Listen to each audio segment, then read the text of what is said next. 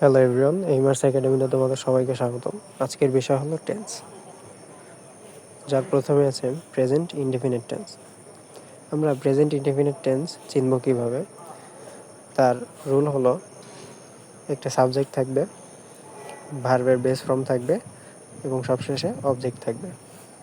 এর উদাহরণ হলো আই গো টু স্কুল, যেখানে আই আছে সাবজেক্ট, গো ভার্বের base form, to school object. একইভাবে হি গোস টু মার্কেট, যেখানে হি সাবজেক্ট, গোস ভার্ব এবং টু মার্কেট হলো অবজেক্ট।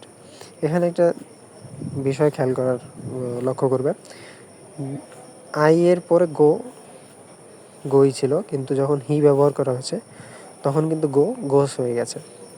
এর কারণ হলো প্রেজেন্ট ইনডেফিনিট টেন্সে সাবজেক্ট যদি থার্ড পারসন সিঙ্গুলার নাম্বার হয়, আবারও বলছি, প্রেজেন্ট ইনডেফিনিট টেন্সে সাবজেক্ট যদি থার্ড পারসন সিঙ্গুলার নাম্বার হয় তাহলে ভার্বের সাথে এস অথবা ই এর যোগ হয়। আচ্ছা, এরপর পাস্ট ইনডেফিনিট টেন্স চেনার উপায় হলো এখানে একটা সাবজেক্ট থাকবে, ভার্বের সেকেন্ড ফর্ম থাকবে অর্থাৎ V2, যেটাকে আমরা বলি পাস্ট ফর্ম, এবং একটা অবজেক্ট থাকবে।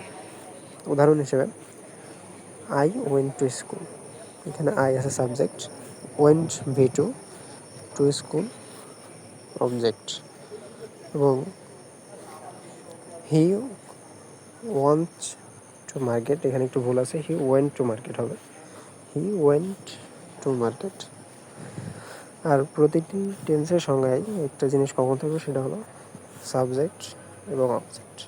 অর্থাৎ প্রতিটি টেন্সের সংজ্ঞাতেই অর্থাৎ চেনার উপায়ে সাবজেক্ট এবং অবজেক্ট এটি কমন থাকবে। আর চেনার জন্য মূল যে বিষয়টি দেখতে হবে সেটা হলো ভার্ব।